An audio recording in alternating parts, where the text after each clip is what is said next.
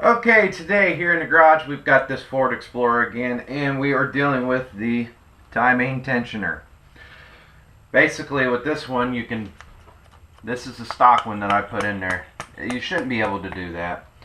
It is my own fault that I did not prime this up, because let me get I dipped the old one back in oil.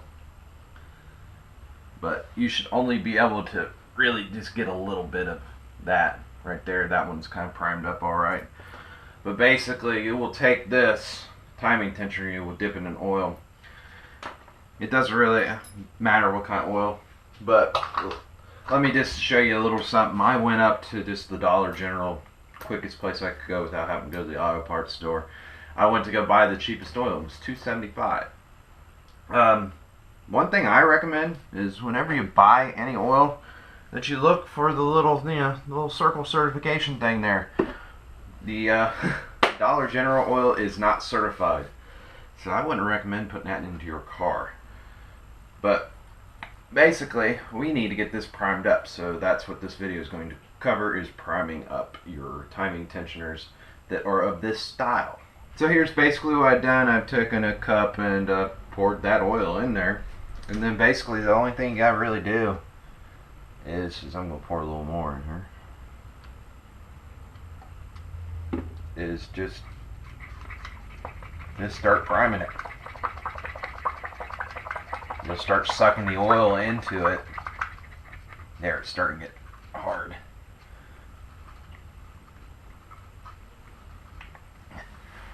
See, I can barely even push it down. And just keep on doing it until you can't really get it to move anymore.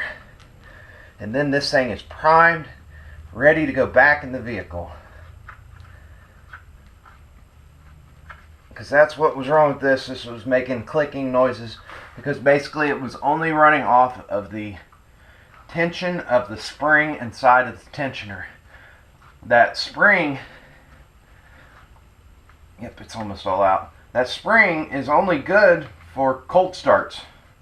Once the engine starts going, oil gets squirted into the, I don't know if you can see it, with the little hole.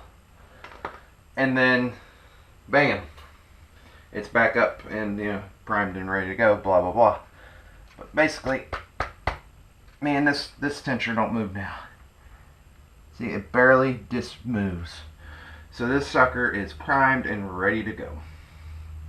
So the reason why I made this video is, one, I'm not seeing, well, I really haven't hunted on YouTube for how to prime these or whatever. But basically I watched a video on how to do it on this, and the guy just said, screw these in and, what was it? 65 foot-pounds of torque. Actually, stupidly, I know I did not take the torque pressure off of this. Yeah, 65 foot-pounds. Just put them in and torque them down to 65 foot-pounds. And they'll prime themselves. No, they don't. You have to do that.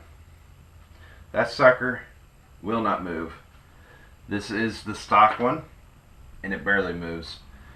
So when I had this one, and I totally deprimed it by putting it into a vise, which probably blew out the seals anyways.